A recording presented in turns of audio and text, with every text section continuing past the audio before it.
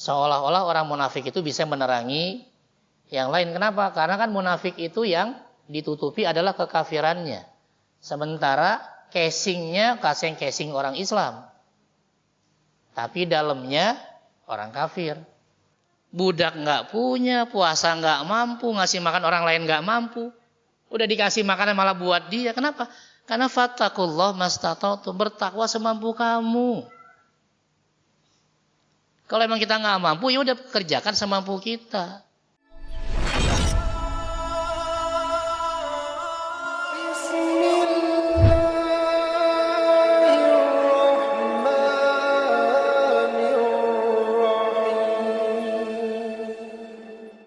Terima kasih. Assalamualaikum warahmatullahi wabarakatuh. Alhamdulillah wassalatu wassalamu ala rasulillah wa la hawla wa la quwata illa billah ma ba'd. Kepada para jamaah sholat maghrib berjamaah Masjid Al-Ikhlas yang mudah-mudahan senantiasa dimuliakan oleh Allah Subhanahu wa taala. Bicara tentang perumpamaan orang-orang munafik yang diambil dari Al-Baqarah ayat 17 sampai 20. Ya. Ini nanti ada yang mengatakan ini perumpamaan dengan api dan dengan air. Ya, di beberapa tafsir, misalnya tafsir Munir, Hidayat, gitu ya. Dan seterusnya. Pertama dijelaskan di sini dimulai dengan kata-kata mathaluhum, perumpamaan orang-orang munafik, kama talilladzi istauqada nara, falamma adha'at ma haulahu dhahaballahu binurihim wa tarakahum fi dhulumatil la yubsirun. Perumpamaan orang-orang munafik seperti orang yang menyalakan api. Setelah api itu menerangi sekelilingnya, Allah padamkan cahaya apinya sehingga mereka kembali gelap dan tidak dapat melihat apapun. Sehingga beberapa tafsir nanti menjelaskan bahwa syubbihal munafiq bi mustauqidin nar. Gitu ya. Orang munafik di sini diumpamakan atau disamakan dengan orang yang menyalakan api. Tadi ya, kama talilladzi istauqada nar, orang yang menyalakan api siapa? Yaitu orang munafik. Kemudian falamma adha'at ma haulahu, ketika apinya menyala menerangi sekelilingnya, idharul iman bil idha'ah. Ya. Maka dijelaskan di sini amal soleh dari orang munafik itu disamakan dengan tadi ya, api yang menerangi sekelilingnya. Seolah-olah orang munafik itu bisa menerangi yang lain. Kenapa? Karena kan munafik itu yang ditutupi adalah kekafirannya. Sementara casingnya casing orang Islam. Tapi dalamnya orang kafir. Ya, makanya amal solehnya kayak api yang menerangi, tapi sebenarnya inqito intifaihi bintifa'id nar. Lalu Allah perlihatkan kemunafikannya seolah-olah seperti api yang padam. Ya. Maksudnya apa? Amal soleh ya dari orang munafik tidak membawa manfaat pada keimanannya. Karena apa? Karena mereka awalnya memang ya dalam hatinya sudah tertanam kekafiran. Karena hatinya dipenuhi dengan kekafiran. Ya, jadi seperti api yang padam. Ya, kelihatannya casingnya rajin ibadah, ternyata dalam hatinya penuh dengan kekafiran dan kebencian kepada umat Islam. Itu ya. Atau jelasnya di sini, mathalu man arafal haqqa tsumma ankarahu, ada orang yang tahu kebenaran tapi mengingkarinya. Kama saliqaumin yastadi'u binarin fi hulqatil lail, seperti orang-orang yang menyalakan api di kegelapan malam, fa adhaballahu ma fiha min nur, tapi Allah padamkan apinya sehingga mereka kembali ya taraddadun. Mereka bolak-balik dalam kegelapan dan tidak mendapatkan jalan yang terang. Ini perumpamaan orang munafik di awal. Ya. Kemudian Allah jelaskan bahwa mereka seperti orang yang enggak punya panca indera, summun, bukmun, umyun, fahum la yarji'un. Ini bacanya ribet nih. Ya, kalau pakai tajwid bacanya agak ribet, kalau enggak ngerti tajwid bingung. Karena yang pertama summun ini dia ketemu ba, jadi apa hukumnya? Ini hukumnya iklab. Jadi berubah jadi m.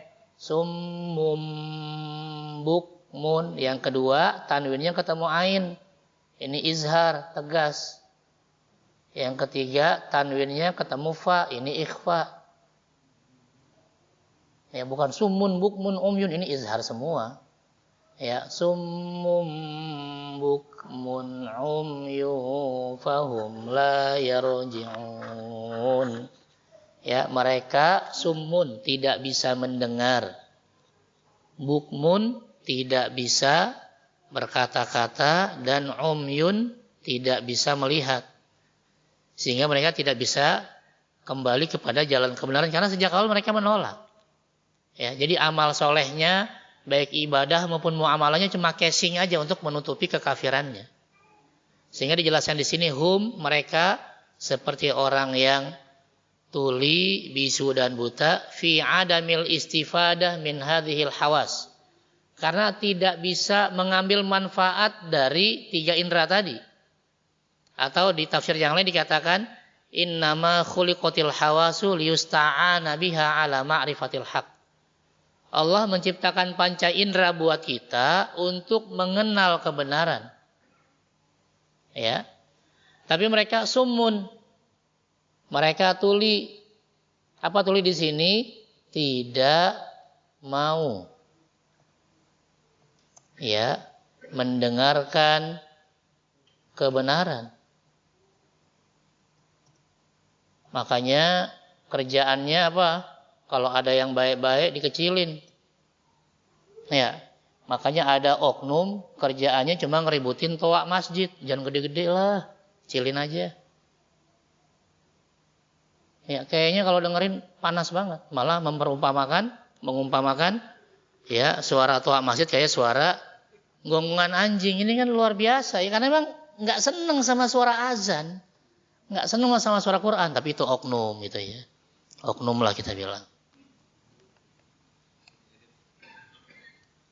Ya kan? Ya itu masalahnya. Ya kita di mana-mana pasti seneng dengerin Quran, seneng dengerin azan. Ya kalau ada orang yang ngaku Islam tapi nggak seneng sama suara azan kan repot. Lalu bukmun. Ya, dia bisu, tidak mau mengatakan kebenaran. Ya, kalau ngomong jujur kayaknya berat banget. Ya. Ini jadi hukumnya apa nih? Haram halalnya? Oh, apa ya? Ya, tidak mau mengucapkan kebenaran. Maka tadi ya panca inderanya enggak connect, enggak ada manfaatnya. Allah kasih malah ngomongnya yang aneh-aneh. Ya, contohnya kasus dulu yang Al-Maidah 51 ya. Ada yang bela enggak? Ada yang belain kan? Ya. Oh benar nih ucapan dari mantan gubernurnya. Ya. Bahwa ini sudah dimansuh katanya, sudah terhapus hukumnya. Dia mansuh dari mana? Lalu umyun, mereka nggak bisa melihat kebenaran. Ya, tidak melihat kebenaran. Gitu ya, ini orang-orang munafik. Jadi 3 inderanya sudah nggak berfungsi lagi. Telinganya nggak mampu mendengar kebenaran, mulutnya nggak mampu berbicara kebenaran, dan matanya tidak mampu melihat kebenaran. Semuanya salah aja. Makanya ada orang ngaku Islam tapi benci sama ajaran Islam. Ada nggak? Ada. Oknum, lagi oknum. Oknum, ya kan gitu ya? Iyalah, ini oknum. Karena kalau orang Islam benar pasti senang.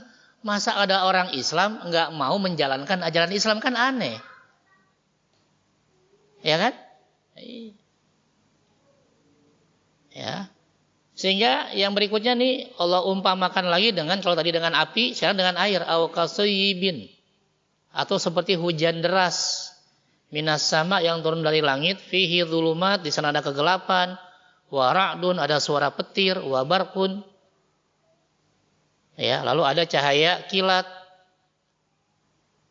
Ya ja'aluna asabi'ahum fi adhanihim. Mereka menutup telinganya dengan asabi, dengan jarinya. Ini perumpamaan lagi dari Allah. Mungkin enggak kita menutup telinga dengan semua jari, masuk lima-limanya ke telinga? Mungkin enggak? Enggak, paling hanya beberapa jari, itu pun cuma ujung-ujungnya doang. Tapi Al-Quran mengatakan bukan ujung jari.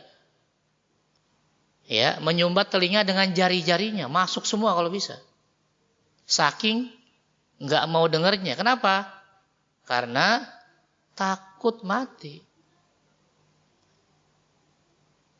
Ya. Sedangkan Allah meliputi orang-orang yang kafir. Maka dijelaskan di sini al-matar, hujan tadi,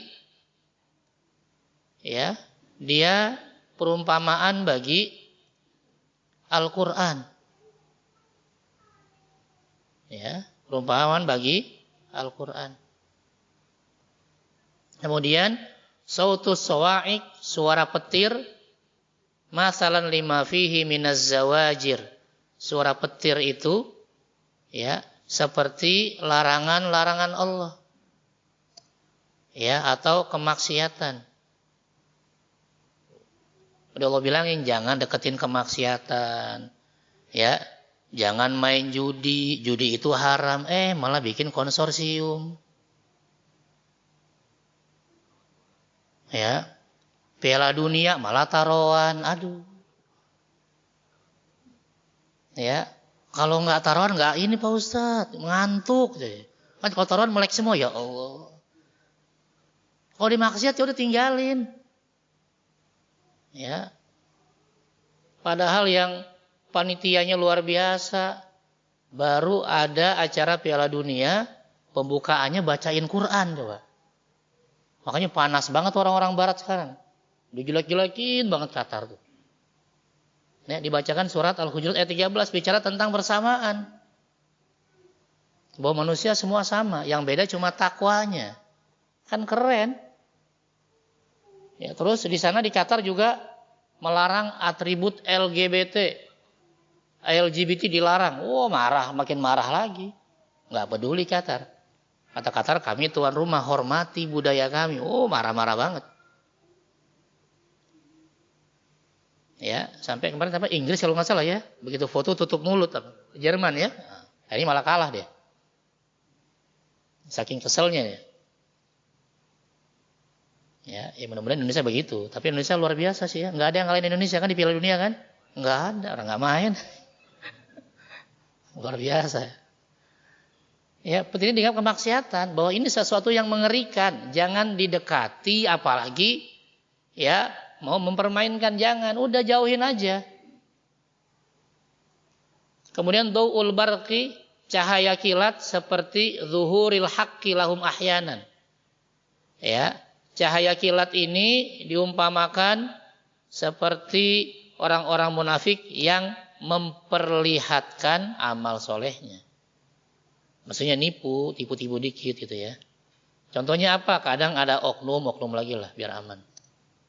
Ya, memperlihatkan amal solehnya. Contoh nih, mau pilkada, mau pemilu, yang tadinya nggak kerudungan, ya kan?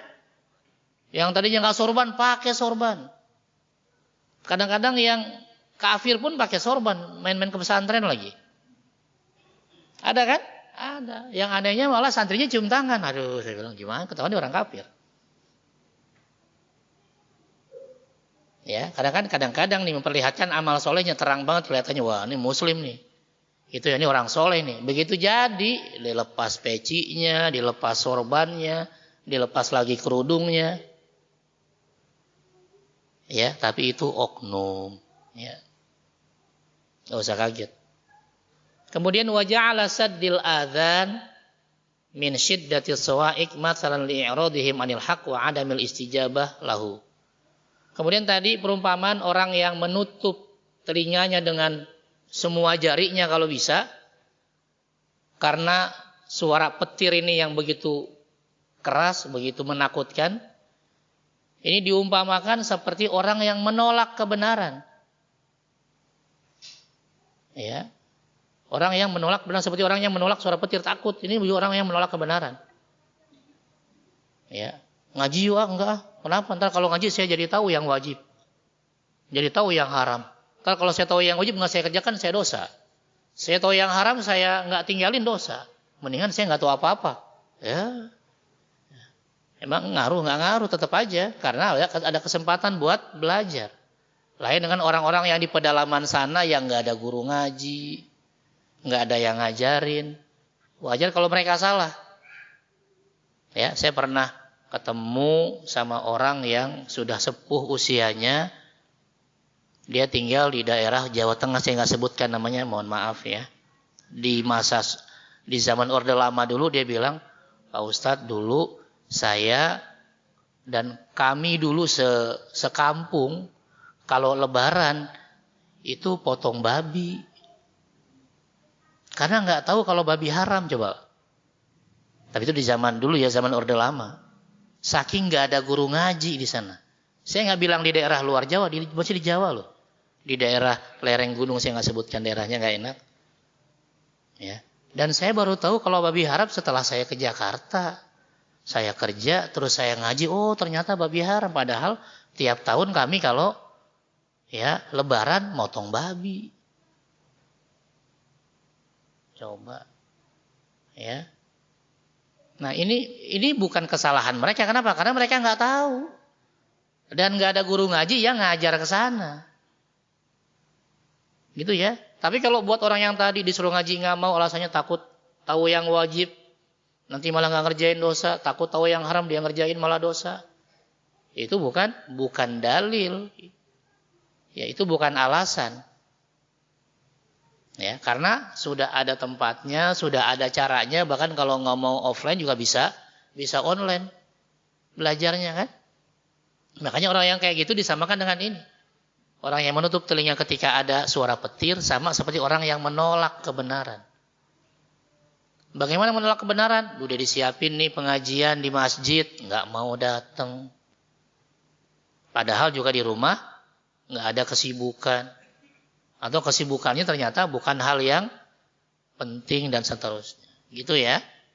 Hati-hati, takutnya termasuk orang-orang yang ya terpapar kemunafikan, bukan terpapar radikalisme ya. Ini kita terpapar kemunafikan. Ya. Sehingga Allah katakan lagi di ayat 20-nya, yakadul barqu yakhtafu absarahum. Sehingga ya kilat tadi, cahayanya tadi hampir saja menyambar mata mereka. Kullama adha'a lahum masyaufi wa idza adlama 'alaihim qamu. Kalau kilat tadi ya cahayanya terang benderang, mereka jalan. Tapi kalau gelap lagi tadi karena hujan, mereka berhenti. Maka kata Allah, seandainya Allah menghendaki akan Allah hilangkan pendengaran dan penglihatannya. Ya. Ya, hampir saja kilat itu menyambar penglihatan mereka. Setiap kali kilat itu menyinari, mereka berjalan. Tapi kalau gelap, mereka berhenti. Nah, ini kayak orang munafik tadi. Lihat-lihat kondisi. Kalau menguntungkan, jalan.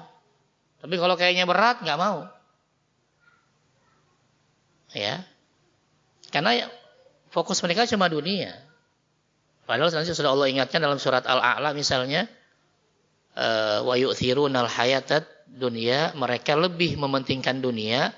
Wal akhiratu khairun wa abqa. Padahal akhirat itu lebih baik dan lebih kekal. Gitu ya. Ini bicara perumpamaan orang-orang munafik. Sehingga wa wajhus syabah bainal munafikin wa ashabil mitsalain. Ya. Apa titik temunya, apa benang merahnya antara orang munafik dengan perumpamaan Allah, ya, dengan tadi orang yang menyalakan api dengan turunnya hujan yang lebat. Ya, perumpamannya adalah adamul istifadah. Ya, mereka tidak bisa mengambil kebaikan. Itu ya, atau mengambil kebenaran. Jadi orang-orang munafik tuh pikirannya negatif melulu. Pikirannya jelek mulu sama Islam. Ya, sehingga kebenaran yang ada pun dianggap kesalahan. Ngapain sih capek-capek sholat? Ya, ngapain sih capek-capek puasa? Kan hidup cuma sekali, udah happy-happy aja lah. Ya kan? Makanya yang mereka kerjakan ya tadi. Kecuali kalau banyak orang Islam baru mereka seolah-olah sebagai orang yang soleh juga. Tapi ketika nggak ada orang barulah kelihatan aslinya. Nah, karena munafik itu memperlihatkan kesolehan di depan orang banyak. Ya. Padahal tadi amal soleh mereka nggak berpengaruh karena sejak awal mereka nggak suka dengan amal soleh, mereka cuma pura-pura beramal soleh. Tadi saya contohkan ya, ada oknum yang ketika pilkada pemilu luar biasa, pakai kerudung, pakai peci, pakai sorban, bolak-balik ke masjid, begitu menang, ya ke masjid kagak, atribut keislamannya juga sudah nggak ada lagi, ya. Sehingga dijelaskan di sini fafil mitsalin nari. Nah, perumpamaan dengan api tadi lam yastafid mustauqiduha ghairadz dzalam wal ihraq. Harusnya api itu bisa bermanfaat, tapi buat orang munafik api itu justru yang didapat adalah tadi adz-dzalam, cuma kegelapan. Karena tadi Allah matikan apinya. Ya, cuma kegelapan. Wal ihraq, seandainya api itu nyala, bukan cahayanya yang mereka dapat, tapi malah mereka yang kebakaran. Karena yang dilihat jeleknya. Kalau kita bicara api kan, kenapa? Bagusnya api itu bisa menerangi, nih kayak lampu ini bisa menerangi. Tapi orang munafik jangan main api, kenapa? Ntar kebakaran. Yang dilihat jeleknya aja. Ya. Atau yang berikutnya ketika bicara tentang perumpamaan al-ma'i, air, lam yastafid ashabul mator, orang yang kena hujan tadi, ya, dia nggak mendapatkan kebaikan illa ma yurawi'uhum wa yuz'ijuhum minar ra'di wal barqi, kecuali mereka ketakutan setengah mati dengan suara petir dan cahaya kilatnya. Ya, jadi yang jeleknya aja. Wa hakadza al munafiqun, begitulah orang-orang munafik. La yarawna fil Islam, orang-orang munafik memandang ajaran Islam itu cuma asyiddah. Islam itu kekerasan. Ya, Islam itu ghilzah. Islam itu kejam. Cuma itu aja. Padahal kalau kita orang Islam mengatakan Islam itu apa? Rahmatan lil alamin. Islam sebagai rahmat bagi seluruh alam. Tapi orang munafik memandang Islam nggak lebih dari kekerasan dan kekejaman. Ya, sudah beda sudut pandangnya. Kenapa? Karena orang munafik melihat dari sisi kebenciannya sama Islam. Sehingga kebaikan apapun yang ada dalam Islam nggak kelihatan sama mereka.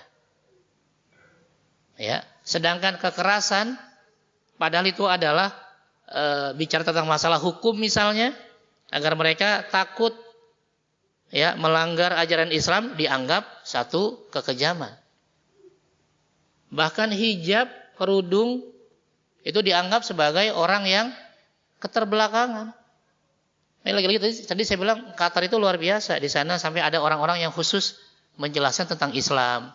Sampai ada supporter perempuan, kalau kita lihat ya di sosmed, diajarin pakai kerudung. Mau nggak? Ditawarin, begitu mau. Mereka kaget, ternyata keren juga ya pakai hijab. Padahal pakaiannya perempuannya masih segini, tapi mereka merasakan bahwa tidak seperti omongan orang-orang yang nggak suka dengan Islam bahwa hijab itu dianggap menekan perempuan atau memarginalkan wanita, tapi justru hijab itu malah membuat mereka satu terlihat lebih cantik, kedua juga mereka lebih terjaga karena menutup aurat dan seterusnya. Gitu ya, tapi anehnya ada orang yang ngaku Islam malah nggak suka sama hijab. Ya, entah kalau dibilang orang munafik marah. Ya, ini sedikit tentang perumpamaan dari orang-orang munafik yang ujung-ujungnya adalah mereka memandang Islam sebagai ajaran yang penuh dengan kekerasan dan kekejaman. Na'udzubillah min dzalik.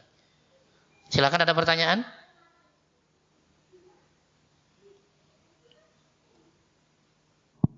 Silakan, kalau boleh diinterupsi karena waktunya terbatas. Kalau ada pertanyaan silakan.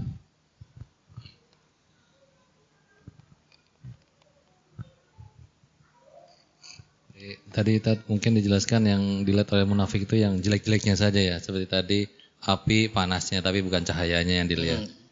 Hujan bukan malah petirnya menyambar, bukannya keberkahan dari hujannya dan seterusnya. Nah, ini bagaimana dengan orang-orang yang enggan dengan syariat tapi hanya yang dia sukanya saja gitu. Itu bagian dari munafik enggak?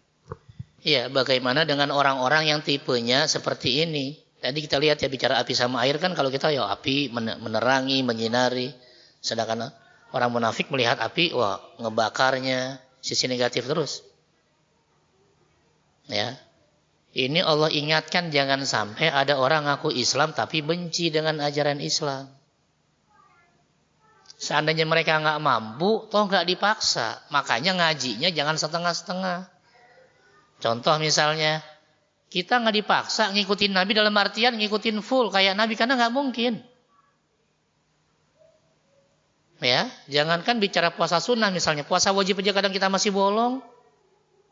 Ya, bolongnya tetap aja wajar, bisa jadi karena mudik, karena sakit gitu ya.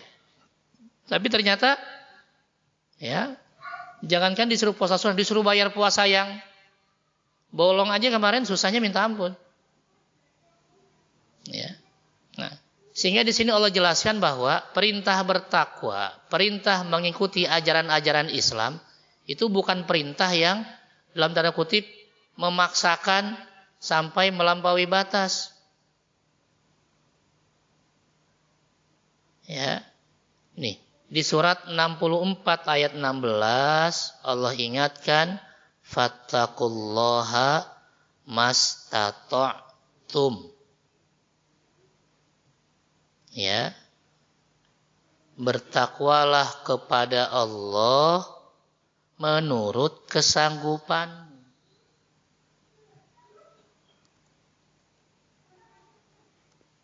Nih, ya. Kenapa tadi saya bilang kita nggak mungkin ngikutin Nabi? Nabi kalau sholat tahajud bacanya Al-Baqarah 1 surat, Ali Imran 1 surat. Kita jangankan jadi makmum aja baru denger imam baca Alif Lam Mim, ini udah pulang kagak lama nih. Padahal baru ayat pertama. Begitu habis Alif Lam Mim Allahu Akbar, wah ini baru cakep nih. 1 ayat aja cukup. Ya, Allah nggak maksa kita untuk ngikutin persis kayak Nabi karena nggak mungkin. Makanya kenapa ada yang wajib, ada yang sunnah. Ya, yang wajib kita ikutin, itu juga semampu kita. Makanya nanti dalam ajaran Islam ada yang namanya rukhsah, keringanan. Ya kan? Nggak bisa wudu, nggak bisa mandi wajib, nggak ada air, ada tayamum. Sholat nggak bisa diri karena sakit, ada duduk. Nggak bisa duduk, berbaring. Ya, lagi musafir tadi, ya bisa sholat qashar, bisa sholat jamak. Bahkan yang musafir puasa, boleh nggak puasa. Apalagi yang nggak enak, banyak rukhsahnya. Bisa jadi tadi kamu nafikan mereka karena mereka tidak belajar dengan sungguh-sungguh tentang Islam sehingga nggak tahu kalau di Islam itu banyak keringanan. Ya, toh yang diminta hanya melakukan kewajiban, itu pun sesuai dengan kesanggupan kita. Ya, sampai nanti ada hadis terkenal kan tentang orang Arab pedalaman yang menghadap Nabi dengan jujur mengatakan bahwa dia melakukan hubungan suami istri di bulan Ramadan padahal sedang puasa. Apa kata Rasul? I'tik raqabah, udah bebaskan budak. Ya Rasul, saya nggak punya budak. Ya udah puasa 2 bulan berturut-turut. 60 hari. Ya Rasul, jangankan 2 bulan, ini bulan puasa aja sebulan saya udah nggak kuat. Nggak kuat nunggu maghrib. Jebol apalagi 2 bulan. Lihat bagaimana ya keringanan dalam Islam. Budak nggak punya, ada pilihan yang lain. Puasa 2 bulan berturut-turut. Nggak mampu ya Rasul. Ya udah, kamu beri makan 60 orang fakir miskin. Apa kata sahabat tadi? Ya Rasul, saya juga orang miskin, boro-boro ngasih makan orang, saya aja nggak bisa ngasih. Saya aja susah makannya. Ya Allah, udah miskin banyak gaya ini. Dan ini terjadi, hadisnya masyhur terkenal. Apa kata Rasul? Dia tunggu sebentar. Rasul masuk ke dalam, dia bawa sebakul korma. Ini bawa pulang, bagikan kepada orang-orang miskin di kampung kamu. Apa bahasa orang Arab tadi? Ya Rasul, yang saya bagikan orang yang lebih miskin dari saya. Iya, saya paling miskin di kampung saya. Astagfirullah, coba. Mending miskin, paling miskin di kampungnya. Apa kata Rasul? Dia pulang, buat kamu aja udah. Coba, malah nggak dapat, ya, nggak kena apa-apa dia. Budak nggak punya, puasa nggak mampu, ngasih makan orang lain nggak mampu. Udah dikasih makanan malah buat dia. Kenapa? Karena fattakullah mastata'tum, bertakwa semampu kamu. Kalau emang kita nggak mampu, ya udah kerjakan semampu kita. Yang memang bisa hafal Qur'annya cuma kulhu, ya udah bacanya kulhu aja. Nggak dipaksa suruh baca Al-Baqarah. Ya, bahkan nanti ada hadis yang lain, ada seorang sahabat asal sholat bacanya kulhu melulu. Ya, bacanya Al-Ikhlas melulu. Begitu ditanya sama Rasul, ya jawabannya karena saya suka, cinta dengan artinya. Karena ini bicara tentang Allah, tentang sifat-sifat Allah. Lalu apa kata Rasul? Bilang sama teman kamu, Allah juga sayang sama dia. Bayangkan sholat baca kulhu disayang sama Allah. Makanya kenapa kalau tarawih itu rakaat kedua biasanya bacanya kulhu, ya kan? Asal tarawih 23 ya. Rakaat kedua kulhu melulu. Enggak masalah. Karena baca kulhu aja disayang, apalagi baca Yasin. Iya kan? Kulhu cuma 4 ayat, Yasin 83 ayat. Wah, enggak kuat baca Yasin, Pak Ustaz, baca Ar-Rahman, baca Al-Waqiah, baca yang lain. Ya, semampu kita. Bayangkan coba. Ya, jadi kita juga yang memang mengajarkan agama, jangan terlampau keras, ujuk-ujuk salah, ujuk-ujuk sesat, jangan. Nanti yang belajar kabur. Jelaskan bahwa Islam itu juga tadi banyak rukhsah, banyak keringanan. Bahkan yang wajib pun bisa diringankan, apalagi yang sunnah. Karena yang sunnah pun nggak dikerjakan nggak ada masalah.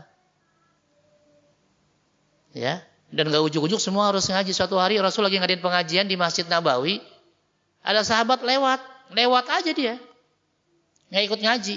Langsung diomongin, wah dia nggak bener tuh segala macam. Rasul ngajar ngaji dia nggak ikut ngaji. Apa kata Rasul? Jangan kamu tuduh yang macam-macam. Bisa jadi orang yang lewat tadi dia sedang mencari nafkah untuk memenuhi kebutuhan keluarga.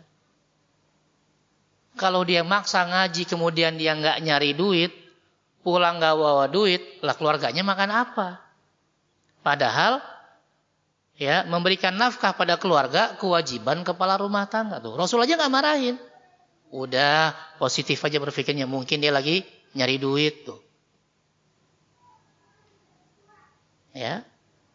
Nah, kalau ini yang kita pikirkan, kalau ini yang kita tularkan kepada orang lain, mudah-mudahan yang tadinya gitu ya, dia berpikir negatif tentang Islam karena Islam seolah-olah keras, kejam dan seterusnya, akan berubah. Ya, karena tidak seperti itu. Itu ya. Jadi tugas kita bukan memvonis apakah orang ini Islam atau munafik, tidak. Itu bukan tugas kita. Ya. Tugas kita ini hanya ya, Quran ini sebagai cermin bagi kita. Ya, saya sebenarnya ini masuk golongan orang beriman atau golongan orang kafir atau golongan orang munafik. Kita yang ngaca kepada Al-Quran ini. Coba lihat kira-kira ayat 2-5 ini saya praktekkan enggak? Kalau saya praktekkan berarti saya orang beriman, bertakwa. Kalau ternyata yang saya praktekkan ayat 6 dan 7 berarti saya orang kafir. Kalau ternyata yang cocok sama saya adalah ayat 8 sampai ayat 20 berarti orang munafik itu.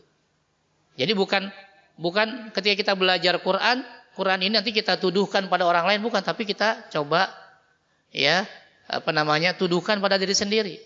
Tunjukkan diri sendiri, kira-kira saya ini lebih cocok kemana. Kalau memang ternyata kita lebih condong kepada kekafiran dan kemunafikan, kita mulai jauhi. Dan kita dekatkan kepada keimanan dan ketakwaan. Itu ya. Gimana caranya? Tadi berpikir positif tentang Islam. Allah tidak mungkin mewajibkan sesuatu kecuali endingnya pasti kebaikan. Dan Allah tidak mungkin mengharamkan sesuatu kecuali di sana ada keburukan. Itu aja. Ya. Kemudian baru yang kedua, kita mulai memperdalam agama, minimal mengetahui mana yang wajib dan mana yang haram. Syukur-syukur kita banyak nanya, cari keringanan tadi, nggak apa-apa. Ya, bukan mengakalin, bukan. Tapi kadang-kadang memang kita butuh keringanan. Ya, kayak tadi misalnya bicara musafir, ya saya kemarin lah waktu gerhana, di sini nggak ada sholat gerhana nggak? Adain ya. Nah, kebetulan saya di sana di Regensi, saya kasih tahu, maaf Pak, ini sholatnya mau paket lengkap atau paket hemat? Saya gitu, paket hemat Pak Ustadz, nah, bagus.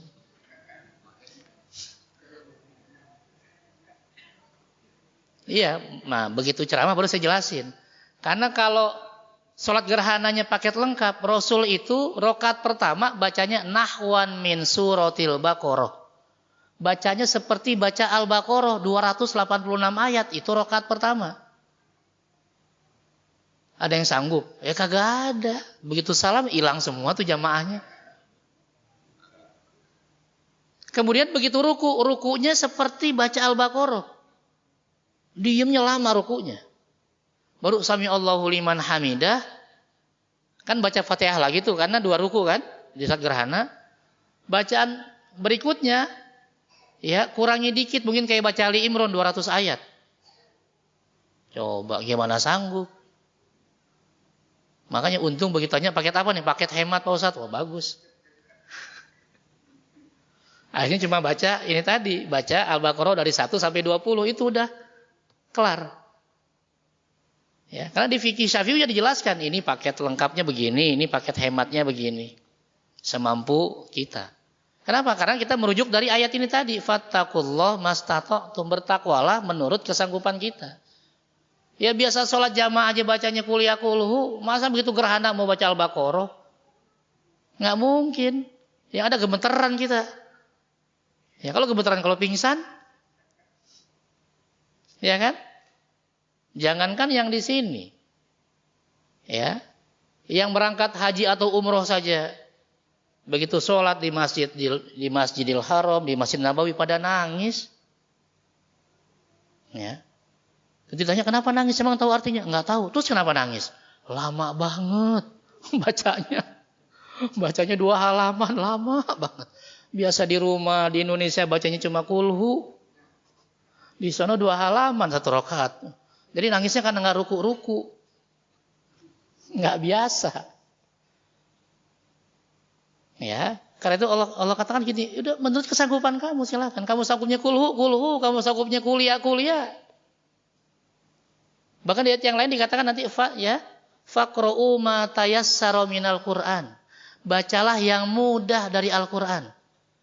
Bukan baca yang susah. Mana yang paling gampang buat kita? Itu jadi bacaan sholat. Nggak ada masalah. Bahkan Allah ulang 2 kali itu di surat 73 Al-Muzammil ayat 20. Faqra'u ma tayassara minal Qur'an. Bacalah yang mudah dari Al-Qur'an. Faqra'u ma tayassara min. Sama artinya. Dalam 1 ayat diulang 2 kali. Ya, karena Allah menginginkan kemudahan, bukan kesulitan.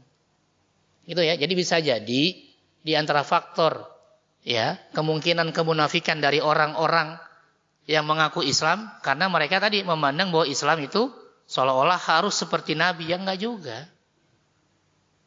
Ya, kalau kayak Nabi persis nggak mungkin. Itu baru bicara sholat, belum bicara puasanya. Rasul puasa Senin Kemis, kita baru Senin Kemis. Ya kan? Pagi-pagi bangun tidur nggak ada kopi, nggak ada gorengan, bisa marah-marah sama bini. bini apaan lu?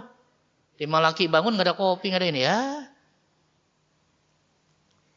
Padahal Rasul ketika nggak ada sarapan, Rasul datang ke Aisyah, wahai Aisyah ada sarapan nggak? Kira-kira Rasul lapar nggak kalau ngomong begitu? Lapar. Aisyah panik, kaget, aduh ya Rasul saya nggak masak, langsung panik dia.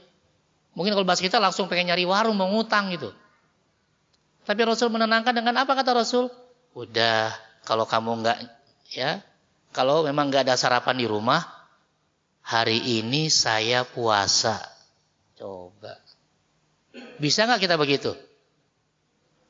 Hah? Bisa nggak?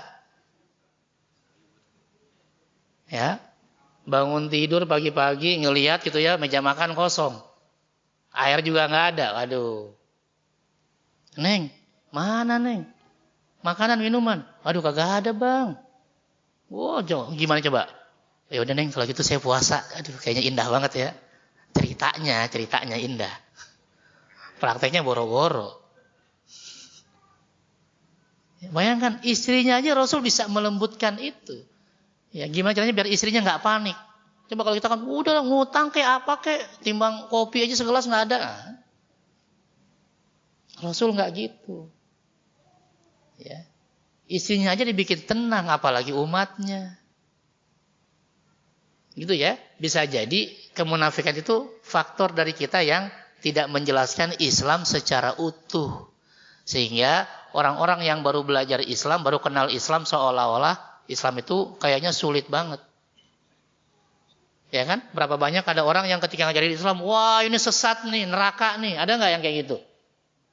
Aja yang baru belajar, lah saya baru belajar ngaji, disesat-sesatin di neraka-nerakain, mendingan nggak usah ngaji sekalian. Balik lagi jadi preman dia.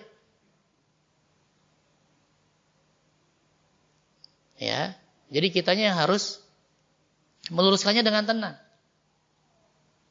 Banyak sekali yang kadang sahabat itu aneh-aneh tingkah lakunya. Ya, Rasul lagi sholat berjamaah, lagi ruku, ada sahabat dari belakang datang telat, masbuk. Begitu buka pintu, ngelihat Rasul sama jamaah lagi ruku, dia takbir depan pintu, Allahu Akbar. Kemudian dia ruku, Allahu Akbar. Setelah ruku, dia jalan sambil ruku masuk ke saf. Keren nggak kira-kira?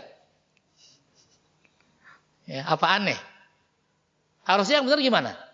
Yang benar datang masuk saf, baru takbir, baru ruku. Ini enggak. Takbir, dia di pintu belakang sana, terus ruku, terus jalan masuk ke saf. Itu real, itu waki. Kenyataan.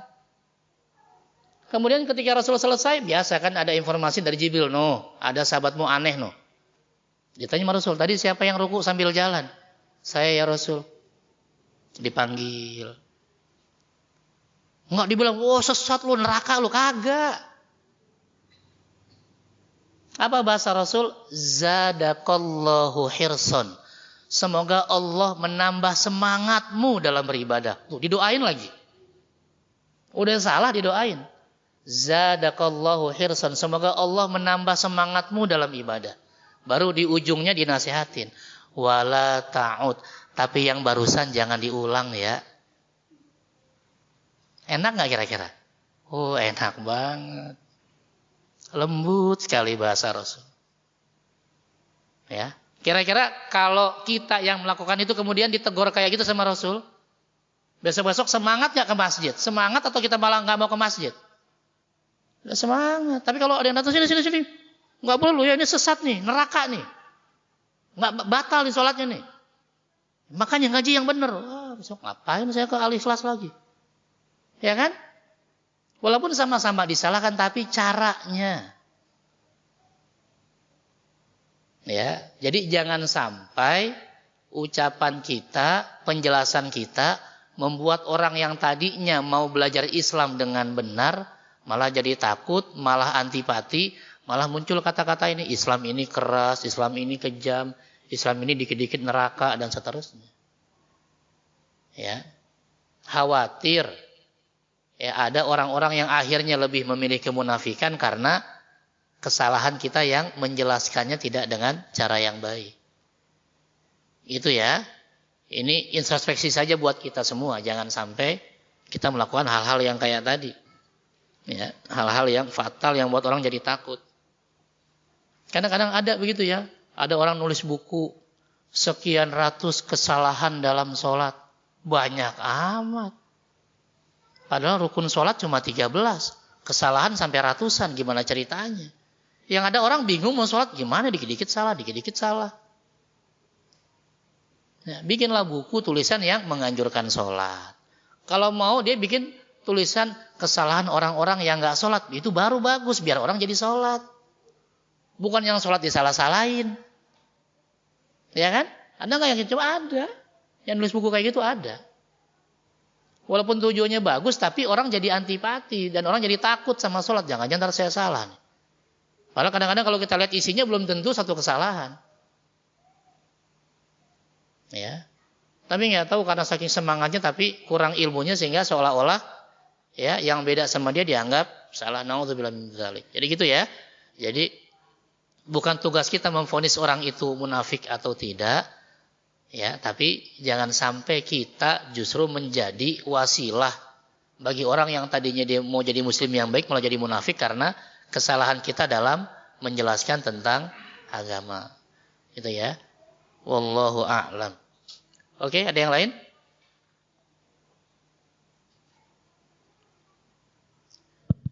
Ya, mungkin ada yang lain Bapak, mau ada bertanya? Nah, waktunya juga sedikit lagi Tad. Lanjut ya Tad. Oke, kita lanjutkan ke ayat berikutnya ayat 21.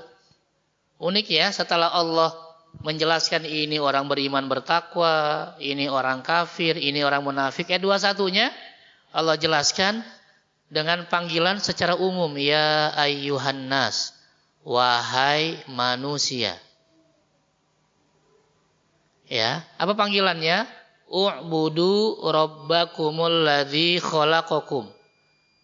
Beribadahlah, sembahlah Allah Tuhan kalian, alladzi khalaqakum, yang telah menciptakan kalian, walladzina min qablikum, dan menciptakan orang-orang sebelum kalian. Ya, la'allakum tattaqun, agar kalian menjadi orang-orang yang bertakwa. Ya.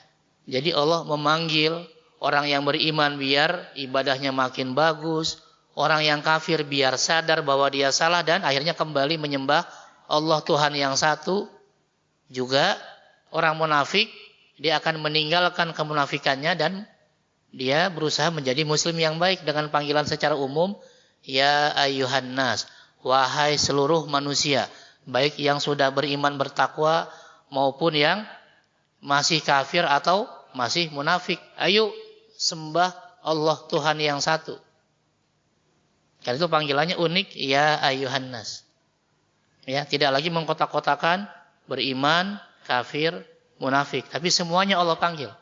Sehingga tadi yang beriman makin kuat keimanannya, dan yang kafir dan munafik mengetahui kesalahannya dan mau kembali kepada ajaran Islam. Itu ya, wallahu a'lam. Oke? Ada pertanyaan? Ya, ini panggilannya unik. Kenapa kok panggilannya pakai manusia? Karena ini tadi, biar tidak mengkotak-kotakan lagi. Jadi siapapun selama dia masih manusia, dia akan ada perintah dari Allah untuk menyembahnya. Ya, lihat ya, hai manusia. Ya, sembahlah Allah Tuhanmu. Kenapa menyembah Allah? Karena Allah yang telah menciptakan. Ini dimulai dengan kalimat yang logis. Ya. Sehingga ada, ya, di sini ada ikatan antara ibadah dengan penciptaan. Ya, atau kalau bahasa tauhid yang 3 ada kaitannya antara rububiyah dengan uluhiyah. Rububiyah itu bicara penciptaan, uluhiyah bicara tentang ibadah, sembahan. Karena itu uluhiyah sama rububiyah jangan dipisah, jadi satu. Siapa yang yakin bahwa dia pencipta, maka dia yang wajib disembah. Kalau kita yakin Allah yang menciptakan kita, berarti kita hanya menyembah Allah Subhanahu wa taala. Ya, jangan kayak orang di sebelah gitu kan yang agamanya lain.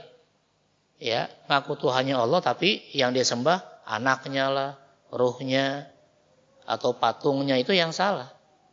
Allah menegaskan, ya, kalau bahasa kita mah, saya ini yang menciptakan kamu, jadi sembahlah saya. Itu hal yang pantas, hal yang logis dan masuk akal. Nggak mungkin kita menyembah, beribadah kepada yang bukan pencipta kita. Ya, makanya kenapa orang-orang Quraisy juga disalahkan saat itu, karena yang dia sembah patung, bukan Allah. Ya kan? Padahal yang Allah minta adalah sembah Allah. Ibadah hanya kepada Allah. Atau kalau bahasa Al-Fatihahnya, iyyaka na'budu. Hanya kepada Engkau ya Allah kami menyembah. Itu ya. Jadi kalau kita yakin bahwa Allah pencipta kita, harusnya kita juga harus menyembah hanya kepada Allah, bukan kepada yang lain. Ya.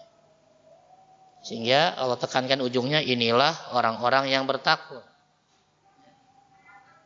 Karena orang bertakwa ini orang yang mengerti bagaimana ya mendekat kepada Allah Subhanahu wa ta'ala. Oke, ada pertanyaan?